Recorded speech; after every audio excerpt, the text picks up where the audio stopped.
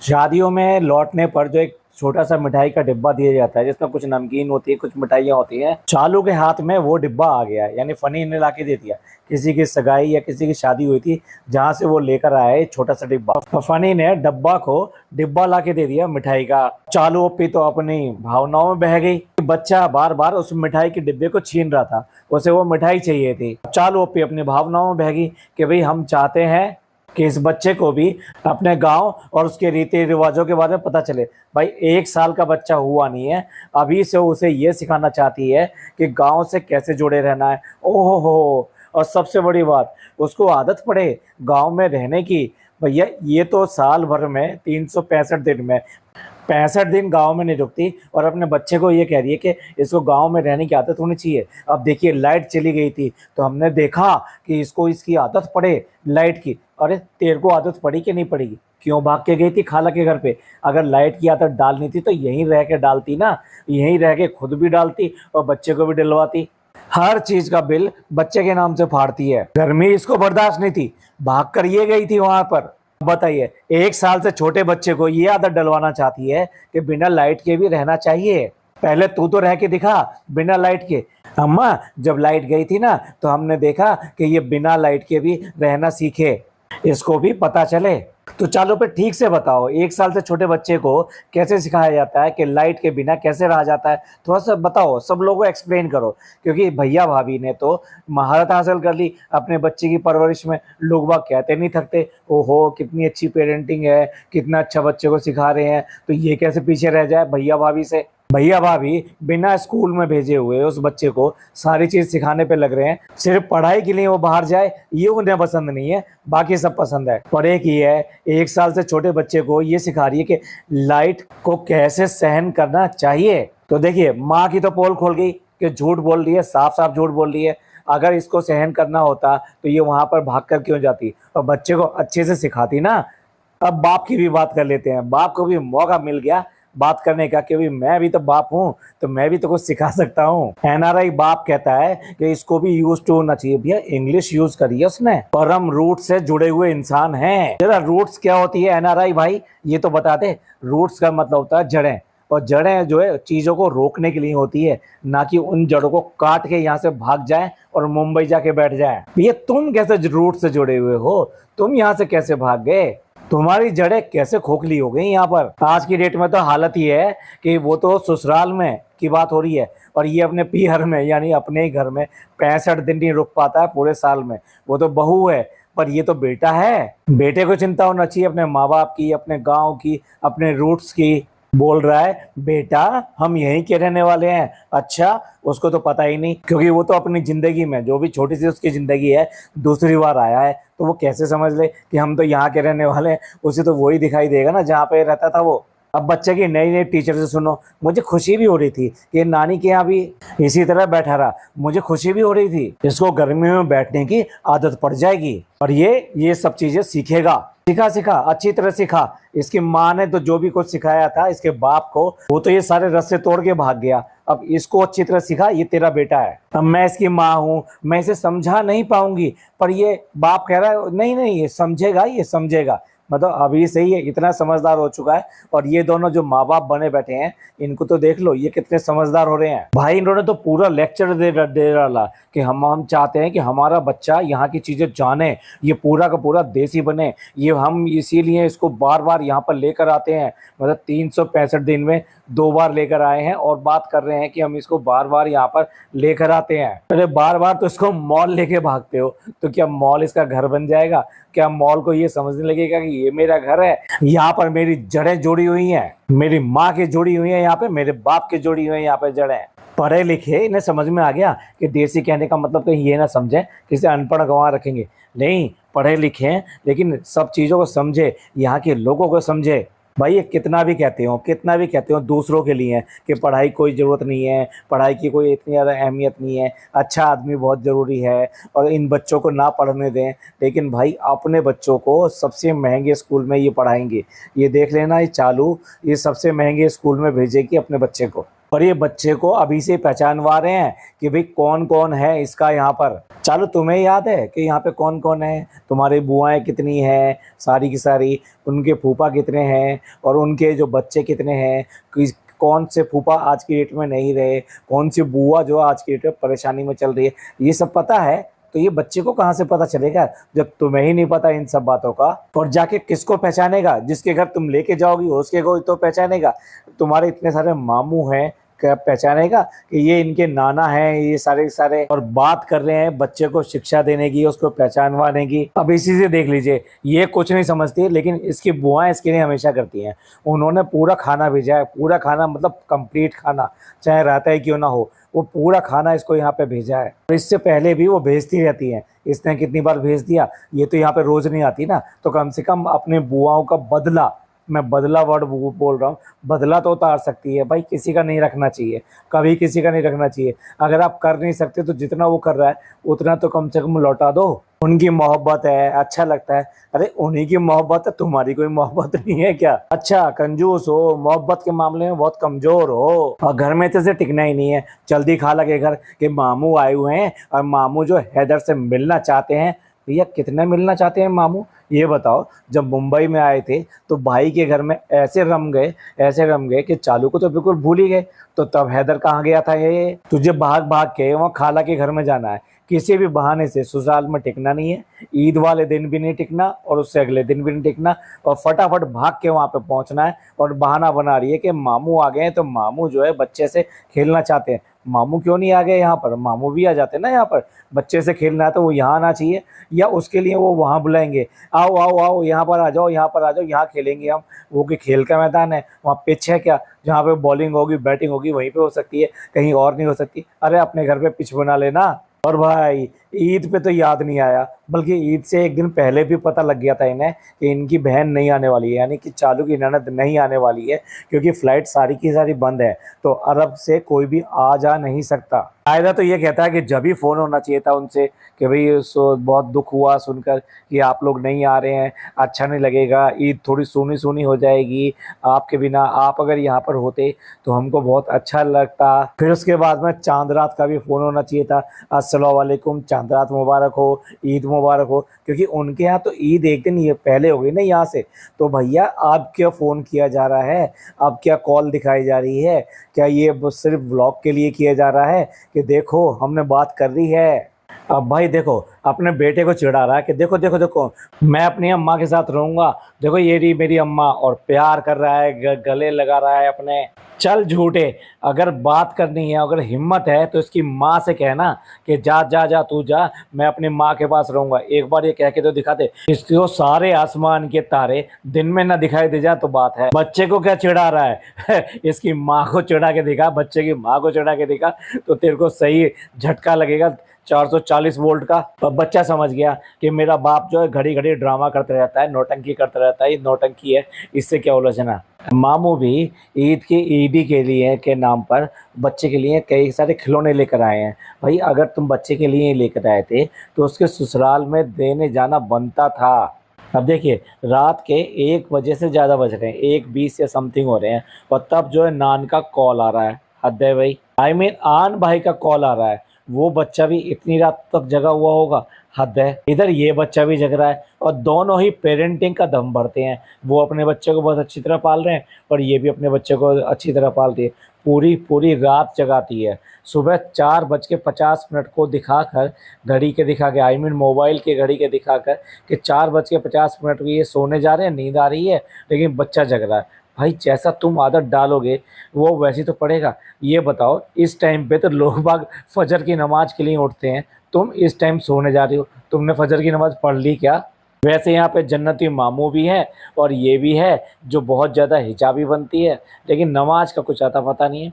4:50 तक भाई कौन जगता है? जो जगते हैं उनको उल्लू कहा जाता है। अब बाकी आप समझ लीजिए। अब देखिए दोपहर तक सोई है और फिर भाग ली अपने घर के लिए, यानी 2:30 बजे करीब ये निकली है अपने घर के लिए। अब आप देख लीजिए जब से ईद की बात आई है तब से ही इसका घर में पैर टिक ही नहीं रहा। खाला के घर, खाला के घर से वापस फिर खाला के घर, फिर रात में पहली रात भी इसने खाला के घर पे काटी थी और ये दूसरी रात भी खाला के घर पे ही काटी है। और अब आती है उस बात की जिसके ऊपर काफी चर्चा चल रही है। फनी अपना हाथ दिखाता है जिसके ऊपर 2 स्टैंप लगी हुई हैं और माँ को कहता है कि मैं तुम्हारा नाम यहाँ पे लिखवा के आया हूँ और ये टैटू है। माँ को तो सरासर पता है कि टैटू जो है इस्लाम में मान्य नहीं है, अगर आप टैटू लगाएंगे तो आपकी नमाज नहीं हो पाएगी। और उसने वही बात उसको नसीहतें दी और ये कहा कि अल्लाह भी अब तुम्हें माफ़ नहीं करेगा। पर वो बंदा लगातार लगातार झूठ पे झूठ बोला जा रहा है और बोल रहा है कि अम्मा तुम तो मुझे माफ़ कर दो। तो उसने कह दिया मैं तो तेरी माँ हूँ, मैं तो तुझे माफ़ कर दूंगी, पर अल्लाह का नहीं माफ़ करेगा। अब भाई टैटू के ऊपर ये क्या ड्रामा होता है कि चप्पल लेके अपने हाथ पे बजाना कि वो उससे क्या टैटू ख़त्म हो जाएगा। अब देखने वाली बात ये है कि ये बताने की कोशिश कर रहा है कि जो स्टैंप लगी है ना, ये एक जेल में गया था और वहाँ की स्टैंप लगी हुई है। पर भाई ये तो रात को गया था और रात को ये कह के गया था कि अपने फ्रेंड्स के साथ में मटर गश्ती करने जा रहा है। तो अगर मटर गश्ती करने जा रहा है तो फिर ये जेल बीच में कहाँ से आ गई और रात में कौन सी जेल खुली होती है कि जहाँ पे ये गए और जहाँ पे स्टैंप लग गई। क्योंकि विजिटर जो जाते हैं जेल में मिलने के लिए, जो जाते हैं अपने कैदी लोगों के साथ में, यानी अगर कोई आपका जानने वाला कैदी है और उस कैदी को आप मिलने जाना चाहते हो तो जेल में एंटर होने से पहले इसी तरीके से स्टैंप लगाई जाती है।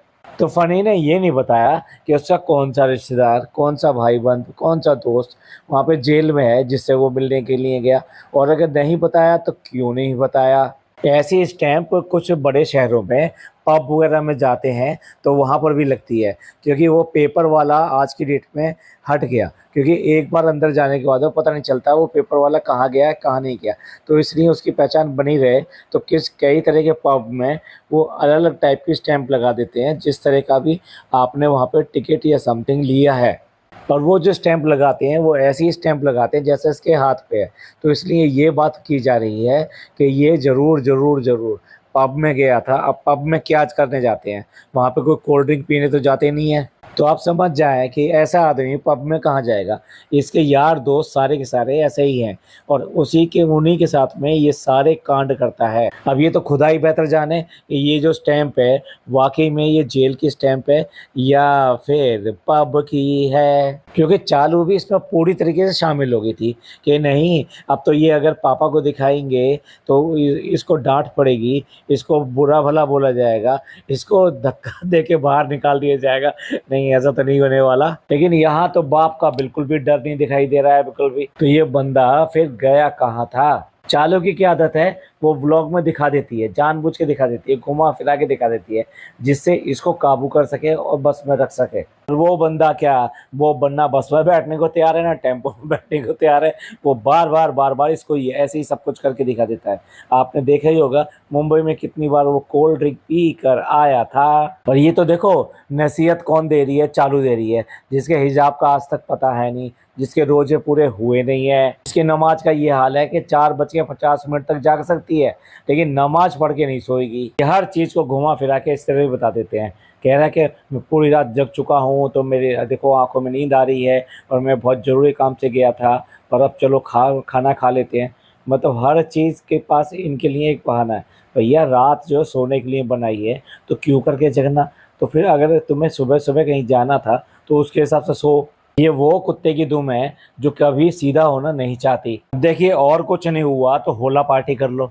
मतलब होला पार्टी करने के लिए भी अपने सो कॉल्ड फार्म हाउस पे जाएगी। अब होला पार्टी करने के लिए भैया कौन ऐसे बाहर जाता है, लेकिन इसे कोई ना कोई कंटेंट चाहिए तो इसलिए वहाँ पर पहुँच गई और साथ साथ उनको भी बुला लिया जो इसके दिल्ली वाले ठोसा मदीद में पार्टनरशिप हैं। पर ये देख लो इसका और कोई दोस्त नहीं है, चाहता तो उनको भी बुला सकता था। देखने वाली बात क्या है भाई, देखो इसने तो अपने इतने सारे दोस्तों को इफ्तार में बुला लिया था, लेकिन जो ग्रैंड इफ्तार इसने की थी यहीं पर चालू कैसी है, उसकी बुआएं सब यहाँ रहती है, वो इससे इतनी मोहब्बत करती हैं, वो इसके लिए खाना भेजती हैं, पर इसने एक भी बुआ को क्यों नहीं बुलाया। फिर बात करती है फ्रेंड्स वो तो बहुत मोहब्बत करती हैं, हमने तो उनको मना किया है लेकिन फिर भी वो मोहब्बत करने की वजह से हमको भेज देती हैं। अब देखिए जैसा कि अक्सर होता है, मतलब जो आज की डेट में केयर टेकर है, अब पता नहीं उसका क्या ही नाम है, जो शक्ल भी थोड़ी अजीब सी है, वो जो है वो सारे भोले भूनने के बाद में जितने भी हैं वो उसमें से राख में से बाहर निकाल रहा है। वही नहीं, उसकी बीवी भी निकाल ली है, उसके बच्चे भी निकाल रहे हैं, और ये सारे के सारे वहाँ बैठ के मज़े से खा रहे हैं। देखिए इसका स्क्रीनशॉट भी लगा दे रहा हूँ, आप देख सकते हैं एक तरफ किस तरह से मस्ती चल रही है और दूसरी तरफ किस तरह से वो आग में हाथ दे दे के वहाँ से वो होले निकाल रहे हैं।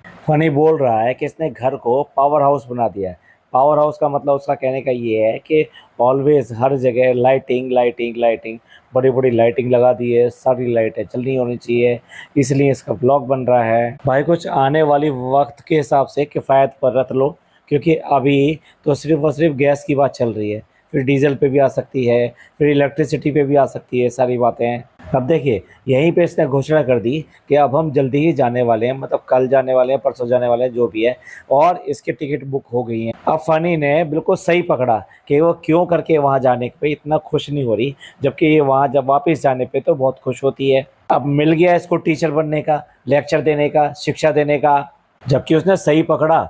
बिल्कुल इसका चेहरा एकदम सपाट है, जो खुशी होनी चाहिए वो नहीं है, अंदर ही अंदर कोई ना कोई तो कहानी हुई है इनके यहाँ। अगर इतनी सी बात पे आदमी लेक्चर देने लगे तो इसका मतलब आप समझ जाइए कोई ना कोई बात है जिसको वो छुपा रहा है, इसकी आड़ में वो सही बात सामने आने नहीं देना चाहता। देखिए मुझे कुछ ऐसा हो गया है कि मैं जो है ना अब देख चुकी हूँ कि लाइफ कितनी अनप्रिडिक्टेबल हो गई है, कुछ भी हो जाता है, और 2025 के बाद में तो मैंने ये सब जो है करना छोड़ दिया, मैं सहन करना शुरू कर दिया है। कहीं लड़ाई झगड़े हो रहे हैं, कहीं बीमारियाँ हो रही हैं, इसका इशारा कहाँ है वो आप समझ जाइए। और इसीलिए है ना मैं हर साइड से न्यूट्रल रहती हूँ, ना बहुत ज़्यादा एक्साइटेड होती हूँ, ना ही खुश होती हूँ बहुत ज़्यादा। भाई ये तो बन गई साधु संत, अब इसको ना दुख का प्रॉब्लम है और ना सुख का प्रॉब्लम है।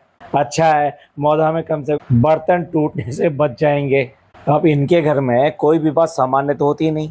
अब खाला जो है ईदी लेकर आई है, और ईदी में भी गिफ्ट हैम्पर लेकर आई है, और उसके साथ में 2 मिठाई के डिब्बे लेकर आई है, पैसे भी दे रही है। अब ये खाला जो ऑलरेडी इसके टुकड़ों पे पल रही है, अब वो खाला इसको गिफ्ट हैम्पर और ये सब लेकर आई है, तो अब आप समझ जाओ ये किसके दिमाग की उपज हो सकती है, ये सब दिखाने के लिए। मिठाई का डिब्बा खोल रही है तो उसमें भी अनजाने में एक साइड से खोल दिया, अब वो रबड़ जो थी वो दूसरे हाथ में खटाक से जाके लगी, जैसे गुलेल आके लगती है। अब देखिए जितनी चीज़ें डॉक्टर खाला लेकर आई है उसमें उसने बादाम वगैरह पता नहीं क्या क्या चीज़ें रखी हैं इसमें, तो ये सारी चीज़ें इस तरह से गिफ्ट हैम्पर ये सब लेके आना, आपको लगता है कि इसकी ही दिमाग की उपज होगी। अब यहाँ पे जो बैठी हुई है आप इसका फेस देखिए, यहाँ पे लगता है कि शायद 2-4 फिल्टर लगाना भूल गई, तो कितना गोल गोल कितना बड़ा दिखाई दे रहा है।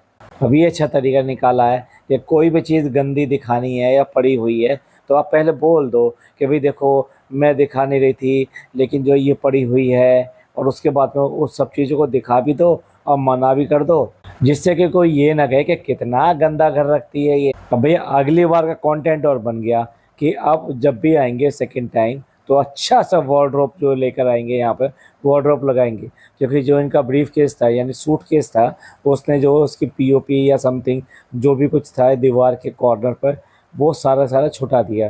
तो अब चालू पी सब कुछ बदल देगी, रिनोवेशन भी करा देगी, कपड़े वपड़े बदल देगी, आई मीन पर्दे वगैरह भी बदल देगी। अब एक और नई बात सुन लीजिए, अब जो है शहर भी मुंबई जा रही है क्योंकि उसकी 10 डेज़ की छुट्टियां होगी। भैया किस बात की छुट्टियां होंगी वो भी तो बता दो, अभी तो एग्ज़ाम चल रहे थे, अब उसके बाद में छुट्टियां इतनी लंबी कैसे हो सकती हैं। ईद के ऊपर कभी भी 10 दिन की छुट्टी होती नहीं है, लेकिन नहीं इसको लेके जाएगी क्योंकि भाई खाला नहीं जा रही है यहाँ से। और इस लड़की को देख लो, अब इतनी बड़ी होगी, अब इसके चेहरे से बिल्कुल मासूमियत चली गई है, फिर भी उसके बाद में कह रही है। आप लोग फिर से बोलने मत लगिएगा कि देखिए फिर से चली गई, इसकी पढ़ाई छूट गई। अब आप देख लो ये बच्ची अब इस उम्र की हो गई है कि इस तरह की चीज़ें वो भी यूट्यूब के लोगों को ये नसीहत दे इस बात को कि आप लोग ऐसी बात कर देते हो। अरे भाई तेरे ही पढ़ाई के बारे में चिंता करते हैं लोग, मगर इसलिए बात करते हैं। और आज की डेट में देख लो कितना कितना बोलती है ये लड़की। अब भाई बहुत सारे कमेंट आए थे कि डॉक्टर खाला को यहाँ क्यों लेके आई, अपने बच्चों के साथ ईद मनाने देती। अब भाई उसका आंसर देने के लिए आ गई। वैसे तो इसको किसी से कोई बात को फ़र्क नहीं पड़ता, लेकिन नहीं इसका आंसर देने के लिए आ गई। और ये जब भी विक्रम बेताल की तरह जब भी ये बोली तो वो बेताल जो है वो गया, ऐसे ही जब भी बोली तो ये फंसी। तो कह क्या रही है फ्रेंड्स, आपको पता नहीं है कि हमारे घर में कैसा रिश्ता है। मेरी एक नहीं तीन तीन माएँ हैं ना ना। 4-5 साल से जो व्लॉग तू बना रही है ना, वो तो कोई देख ही नहीं रहा। उन्होंने देखा ही नहीं कि तेरी कौन सी माँ कितनी करती है और कौन सी माँ क्या है। और अगर माँ है तो फिर माँ को माँ की तरह रख। एक माँ तो वहाँ बैठी रहती है सोफे के ऊपर, और दूसरी माँ रात दिन लगी रहती है बच्चा पालने में, खाना बनाने में, साफ सफाई करने में, सारा दिन लगी रहती है। और ये लेक्चर दे रही है यहाँ पर, इस बात के लिए कि आपको पता नहीं है हमारे रिलेशन के बारे में। भैया 4-5 साल से व्लॉग तेरे वैसे ही देखे जा रहे हैं क्या? आज झूठ क्यों बोलना? नौकरानी है तो नौकरानी बोल दे भाई। अब इस बात का क्या कि भाई तुम्हारी अगर 3-3 माएँ हैं तो उन बच्चों की कितनी माएँ हैं ये तो बता दे।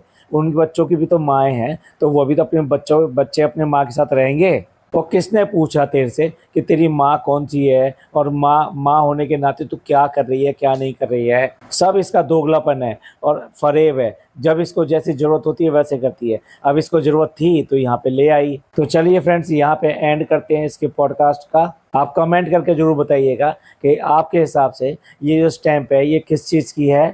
और भैया जितनी जितनी नसीहतें दे रही है, तो आपको क्या लगता है इसने बच्चों को इस बार सिखा दिया अपने बच्चे को कि गर्मी में कैसे रहा जाता है? अब तो कोई दिक्कत ही नहीं है। ये पॉडकास्ट आपको अच्छा लगा हो तो प्लीज़ लाइक कीजिए, सब्सक्राइब कीजिए और शेयर कीजिए। थैंक यू, धन्यवाद, शुक्रिया।